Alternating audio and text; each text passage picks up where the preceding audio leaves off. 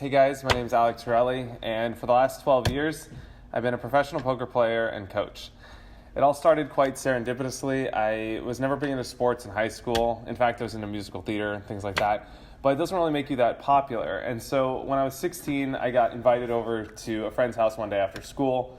And it was there that I really got my first taste of what it feels like to shine. I played poker for the first time, and I won $12. And as they say, for all gamblers, the worst thing that could happen to you is you win your first time playing, because then you're hooked. And I was definitely hooked. So when I was 18 years old, I had a tough decision to make, and I really wanted to pursue poker at the highest level. I wanted to travel the world. I wanted to pursue my dream of becoming a professional poker player. And I moved to Melbourne, Australia to do so because, of course, I couldn't play in the U.S., and so I played overseas, and it was there that my career really got put on the map. I got up early one day to play in what was then the biggest tournament in online poker history. I bought in $215, and in a single day, I turned that into $250,000, winning first place in that tournament. That same year, in 2007, I was between 18 and 19, still living in Australia and traveling quite a bit. I became one of the biggest winners in online poker history that year on a website called Full Tilt, winning over $1 million in that year with legends of the game like Tom Dwan, Phil Ivey, Patrick Antonius.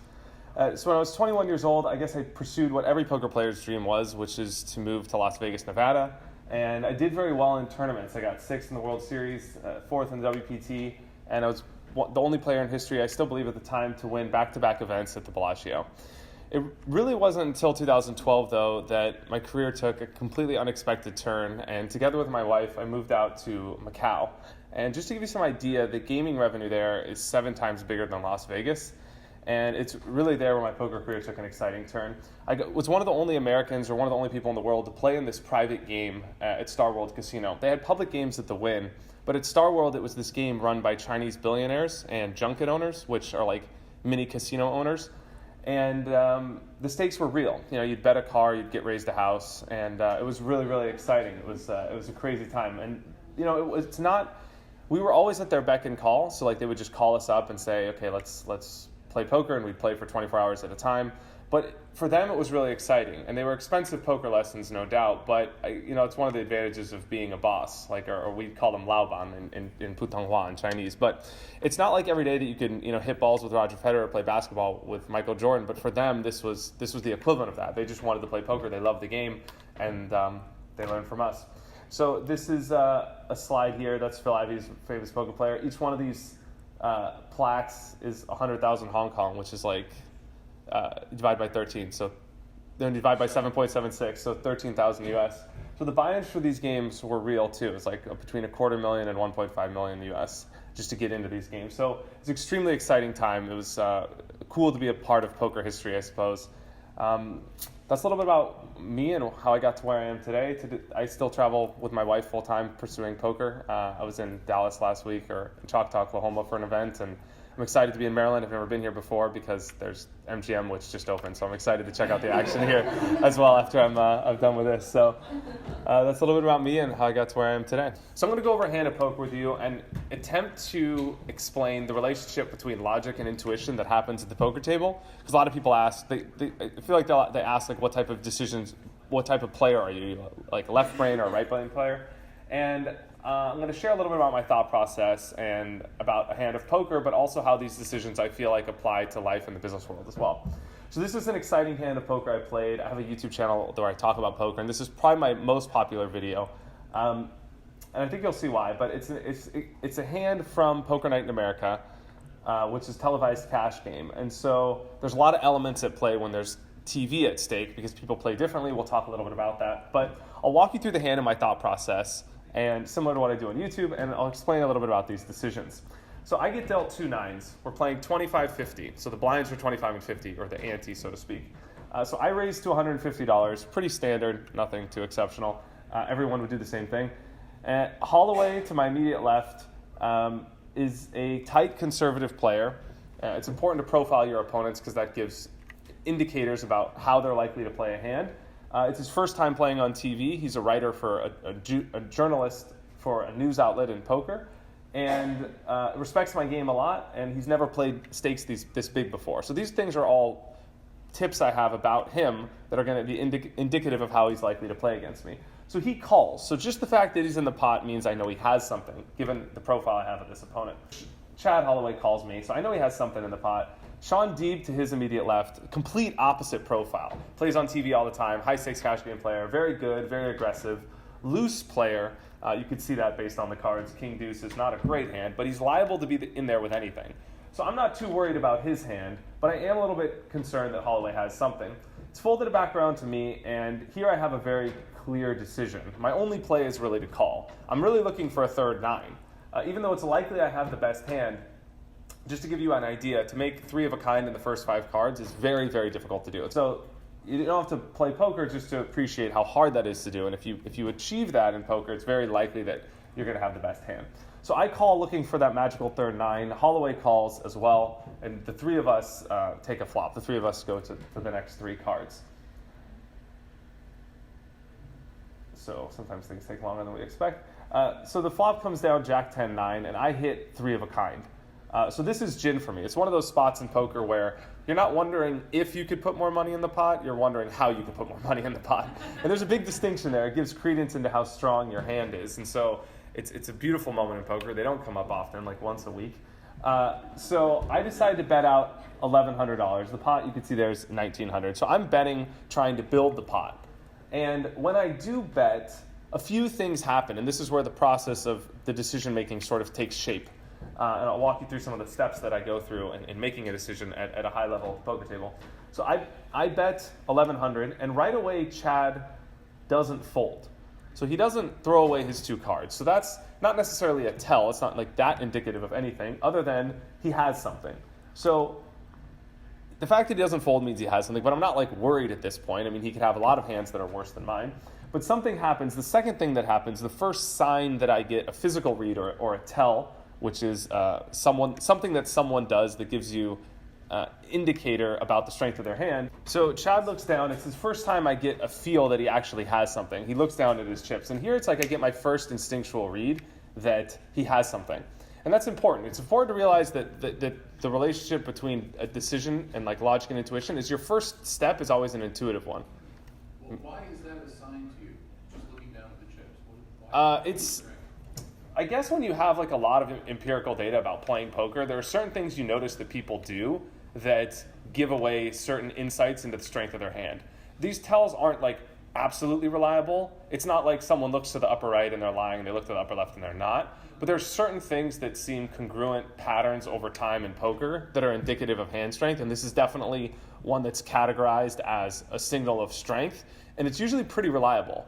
And then a lot of it is just like the gut instinct you get when these sort of things happen. So I'm looking for clues, and then I'm also looking to see, like, to get that feeling inside my gut where something is telling me something. Like, is this guy full of shit or does he have it? You know, and that's sort of like what I'm going for. Another one is like when someone bets and their hands are shaking, it's a release of energy and they have a strong hand. So there are a lot of things that people can do at the table that are sort of these clues, you know, but this is definitely one of them. And it's important that this is the first step of the process. And this is like what you guys do in a business world all the time. Like you're looking for subconscious or just intuitive feelings about whether or not you like someone. And those are things that it's hard to quantify rationally. It's hard to something that's quantified with a conscious mind because it's something that happens subconsciously and automatically. Like if we meet for the first time, you meet someone for the first time, it's not like you're saying, I like them because of the color of their shirt or their shoes or the way they smiled. It's just like an automatic instinctual feeling you get. Same with whether you're attracted to someone of the opposite sex. It happens very quickly. And it's difficult to explain these things consciously, but it's just sort of an intuitive process. So this is very true in poker. I believe it's true in the real world as well. The first thing that happens is you have an intuitive read about, oh no, I'm scared. What should I push? Okay. You have an intuitive read about what happens. So once I have this, I'm looking to confirm my intuition with logic. It's not just like my gut instinct tells me something and that's the only part of the process. Right? There's more to the process than that. And so I'm looking for something that can confirm or deny my hypothesis using logic and reason. So now the third sort of thing happens, and Chad makes a raise. So this is where the logical aspect of the hand comes in. He's telling me a story. He puts out $3,500. Oops. And it gets folded back around to me, and I fold in like 2 seconds. So without going through the process of the hand, I just immediately understand that this is not a situation that I should play because my intuition tells me that I'm beat. But that happens super quickly, because this is a spot where, and I'll talk more about this in a second, but I just intuitively made a read that I was beat in the hand and I just let the hand go without letting the logical side of my mind start to talk. I didn't let my mind start to talk to me and convince me about something to override my intuition. But it's important that these two things are in harmony. So people ask what type of poker player I am. Are you a logical player? Are you an intuitive player? And the truth is that I'm both. I'm really looking for the place where these two circles sort of overlap, and to find the place where that's the sweet spot, where your intuition says something, and I believe you should listen to that, but that you could back up what your intuition says with math and numbers. So I love the artistic aspect of poker. I love the intuitive part.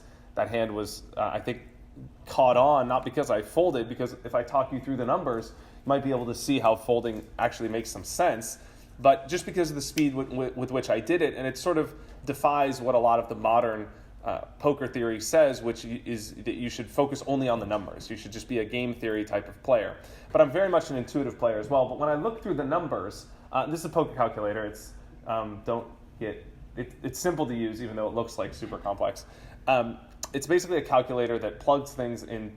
You plug the hands into a calculator and it tells you what the math says. So I'm looking to confirm or deny my hypothesis afterwards in some of the study I do, which is probably similar to what Sam does at chess, where you simulate things using a computer.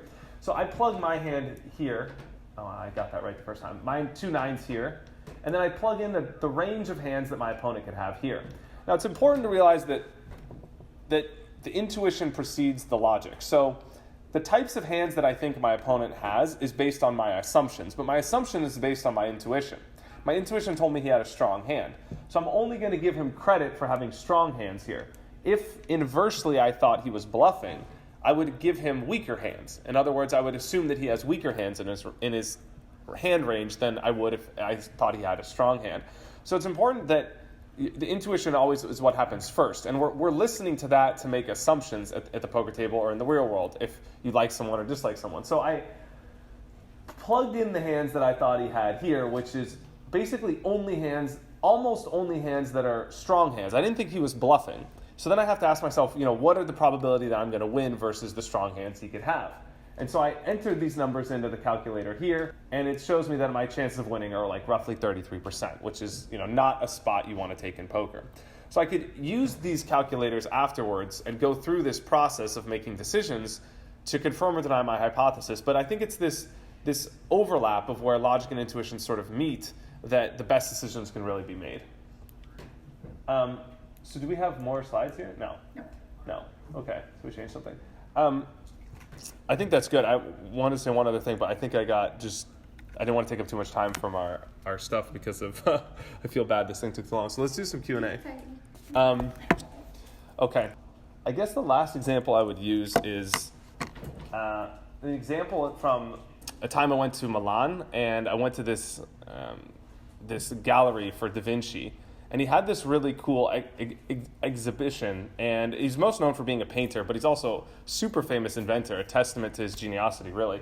And he had this model for a 1502 suspension bridge.